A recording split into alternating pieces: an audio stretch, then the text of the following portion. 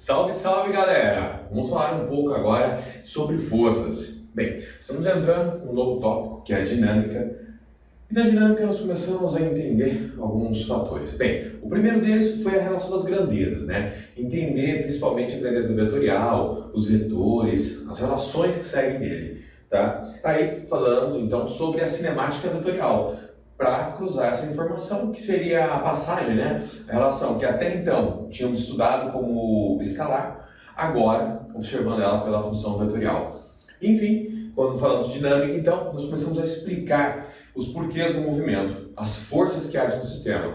Nossa primeira aula, exatamente, sobre forças, vou explicar quais são as forças e depois vou colocar as características de cada uma delas, como que funciona, principalmente a representação vetorial, que para você, na hora de fazer os exercícios de blocos, rodanas e em sistemas em geral, é fundamental. Então, se eu não sei desenhar um vetorzinho, um sentido, bem, enrola tudo e o resto é resto, tá? E aí, cruzando, juntando as informações, nós vamos ter aquelas lindas 3 regrinhas, né? As 3 leis de Newton, tá? Que seria o princípio da inércia, o princípio fundamental da dinâmica e o princípio da ação e reação. Bem, lógico, eu costumo brincar, falar assim que na verdade deveria ser a leizona do Newton, tá? Porque é uma única lei, porque elas são todas anexadas, uma leva a outra, não tem como nada acontecer sem que uma delas esteja agindo, tá bom? Mas nós estudamos separadamente para que você possa entender esses princípios. Bora lá então, começando por forças. O que é uma força? Você estudou primeiro a velocidade, entendeu? Que a velocidade representa o sentido do movimento, indica para que lado que o carro está andando, tá? O que está acontecendo. Depois nós mostramos que essa velocidade podia variar. E o nome dessa variação é aceleração. Então, quem é a aceleração? Já por é a variação da velocidade, tá? Ela não causa, por favor. Quem causa essa variação são as forças. E aí que nós vamos explicar os porquês dos movimentos. Então, qual é a função de uma força? Tá? As forças têm a função, exatamente, de causar variação na velocidade e ou deformação dos corpos.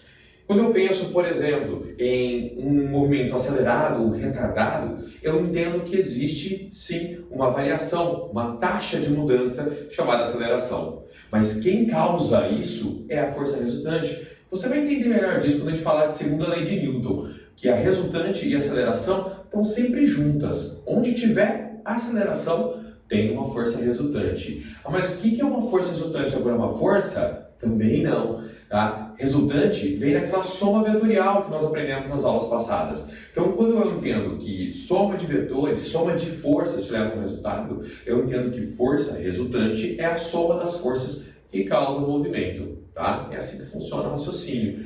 E aí, pensando exatamente nisso, deformação. Deformação eu posso pensar numa mola, eu posso pensar quando um carro está parado e eu percebo que o pneu dele fica mais achatadinho embaixo, às vezes ele nem está murcho, tá? Então isso é uma deformação e as forças é que causam isso. 2 tipos de força, tá? De uma maneira direta, nós trabalhamos com as forças de contato e as forças de campo. Qual a diferença? Bem, toda força é uma interação, entenda isso. Não tem como eu fazer força com um único corpo. Eu tenho que ter no mínimo 2 corpos, tá? E outra, força não é uma característica do corpo, logo eu não tenho força. Aquela frase do He-Man, quem assistiu, quem conhece, né? Eu tenho a força. Mentira, tem nada, tá? Nem eu, nem você, nem ninguém tem força. Nós temos o quê? Energia. Nós temos energia que nos dá a capacidade de aplicar uma força. Se alguém já viu, antigamente os avós falavam disso, né? Eu sou dessa época. Era muito comum quando a gente demorava para ir almoçar, tava brincando muito, né? Ou fazendo qualquer outra coisa. A avó falava assim pra gente: moleque, vem comer! Saco vazio não para em pé. Frasezinha clássica, né? Mas tem toda a razão, tá? Se você não come, logo você não tem nutrientes no seu corpo. Se você não tem nutrientes no teu corpo, você não vai absorver energia química dentro das tuas células, que nós chamamos de glicogênico, tá? Para poder transformar isso daí em força. Entenda, quanto mais energia acumulada você tem, lógico, energia no sentido bom, não vai sair comendo qualquer porcaria e achar que você está ficando forte. Nada disso, tá? Tem certos alimentos que vão levar à absorção de nutrientes de forma eficiente. Armazenar em forma de gordura geralmente é uma defesa para avisar que alguma coisa ali não está legal, tá bom? Então, absorver energia no meu sistema, meus músculos estão com energia, logo quando eu precisar aplicar uma força, eu transformo essa energia. O nome dessa transformação, você vai estudar lá na frente, que chama-se trabalho. Trabalho de uma força. Então, toda vez que eu transformar energia aplicando uma força, eu chamo trabalho de uma força. Então, já que eu entendi isso, e já que eu entendi que força depende, primeiro, de energia, segundo, eu não consigo ter força com apenas um corpo, é uma interação entre eles, agora eu posso te falar. Força de contato é aquela força que, para que ocorra essa interação, um corpo tem que encostar no outro. Não tem como eles aplicarem a força um no outro sem encostar. Nesse caso, eu poderia te dar vários exemplos. Eu acho que o mais clássico, que eu sempre gosto de falar, é o famoso atrito, né? Você pega uma mão na outra, você começa a perceber que a mão esquenta. Para começar, se esquentou, você está tendo transformação de energia, tá? Porque calor significa energia térmica. Energia em trânsito, para ser mais específico, tá? Então, quando eu penso nisso, eu começo falando sobre o atrito. Atrito é o clássico, né? Sem ter contato, não tem atrito. Ah, mas tem o atrito do ar. Ué, amigão, o ar não tem que encostar em você para que ele possa agir? Então, a resistência do ar também precisa de contato, tá? A segunda é a normal. Você não pode falar dela, porque uma leva a outra, tá? Normal e atrito fazem parte de uma mesma força, na verdade. Apesar deles serem também forças, mas o atrito e a normal são componentes, tá? Que nós chamamos de componente do eixo X e do eixo Y. Se você lembrar das aulas de vetores e lembrar de decomposição vetorial, lembra que tinha um vetor diagonal, aí tinha o eixo X e o eixo Y, aí tinha a força F, aí tinha a Fx e Fy. Pois é. O atrito normal são essas forças X e Y, tá bom? Depois eu vou te explicar qual seria essa força e como ela funciona. Mas elas são componentes de uma força principal, tá? Atrito serve para evitar que um corpo escorregue. Essa é a função dele, tá? E a normal serve para evitar que um corpo afunde no outro. Nós falamos que ele evita a tendência de penetração, tá? Quando eu penso nisso, eu penso que quando um corpo encosta no outro, ele tem tendência a atravessar. E a normal está lá para evitar isso. Mas eu vou te explicar isso melhor. Outra que a gente pode falar também é nos fios. Quando eu tenho fios e cabos, o fio estica, né? Aquela coisa toda. Eu tenho a tração, certo? A tração tem exatamente essa função de evitar que exatamente o fio se rompa, né? O rompimento do fio. Uma outra que eu gosto de colocar também é a elástica.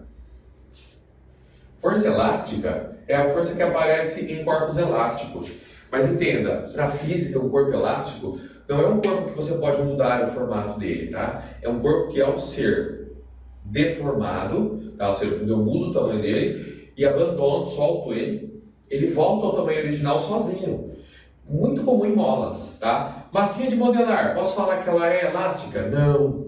Porque a massinha de modelar, você deforma ela, mas ela não volta sozinha para o tamanho original. Logo, ela é um corpo deformável, não um corpo elástico. O elástico tem que voltar sozinho para o tamanho original. Top? E todas elas dependem de contato, não tem como agir sem contato. Campo.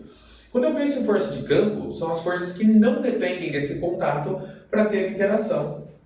O clássico, que eu acho que, inclusive, é a nossa próxima aula, eu vou falar sobre ela, é importantíssima, fundamental, e muita gente entende ela errado. Equívocos, isso é normal, tá? É a força peso. A força peso, ou força gravitacional, tá? Ela é uma força exatamente que não depende da interação dos corpos. Se você já ouviu falar da história de Newton, quando descobriu a gravidade, da maçã, né? Cada coisa de Newton, tem uma história por trás, não é bem isso que aconteceu, mas não é o caso agora, tá? Mas a maçã caiu devido à ação da força da gravidade, a força que a Terra faz nos corpos. A maçã estava no pomar. Ela não estava encostada na Terra. Logo, ela não precisou. Houve uma força mesmo à distância. Tá? Outra força interessante é a magnética. Muita gente já brincou com ímã, né? E já deve ter visto como é que funciona. Vamos falar sobre isso. Outra força, por exemplo, é a eletrostática. Eletrostática, também chamada, muitas vezes, tá? De força de Coulomb.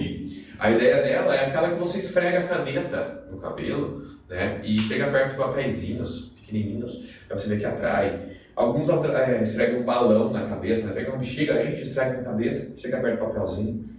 Outros, quando desligam o televisor à noite, às vezes chegam com a cabeça perto da tela da TV e percebem aquela interação, a cabelo arrepia, puxa, né? Ah, Jamburi, igual o jogador de Van der Graaf, mais ou menos aquilo mesmo, tá? A ideia é a mesma. Tem mais coisas envolvidas, campo, teoria das pontas, mas a ideia é essa, tá bom? É uma força eletrostática, do desequilíbrio entre elétrons e prótons, ok? Galera, na sequência agora, eu vou falar para você sobre a força-peso e vou te explicar exatamente como que funciona a relação e a confusão, né, muito comum, entre massa e peso.